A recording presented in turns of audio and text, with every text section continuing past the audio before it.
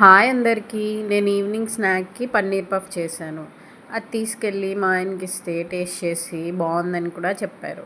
మేము బయట నుండి పునుగులు అవి ఎక్కువ తెచ్చుకోమండి. ఇంట్లో ఫ్రూట్స్ కానీ, స్నాక్స్ కానీ చేస్తాను. అయితే పన్నీర్ పఫ్ ఎలా చేశానో చూసేద్దామా? ఒక ప్యాన్‌లో ఆయిల్ హీట్ ఎక్కాక ఒక ఆనియన్ చిన్నగా కట్ చేసుకొని వేసుకొని ఫ్రై చేసుకోవాలి. దాంట్లో కొంచెం అల్లం వెల్లుల్లి పేస్ట్ కూడా వేసుకొని ఫ్రై చేసుకోవాలి.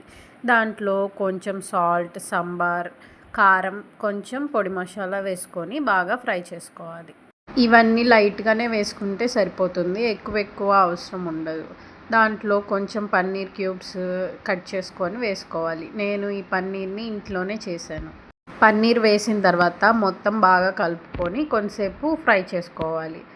అలా ఫ్రై చేసుకున్న కర్రీని చిన్న చిన్న చపాతీలా చేసుకొని పల్చగా దాంట్లో స్టఫ్ చేసుకొని అలా రోల్ చేసుకొని ఎయిర్ ఫ్రైయర్లో 180 డిగ్రీస్ టెంపరేచర్లో 20 మినిట్స్ టైమర్ సెట్ చేసుకొని బేక్ చేసుకోవాలి.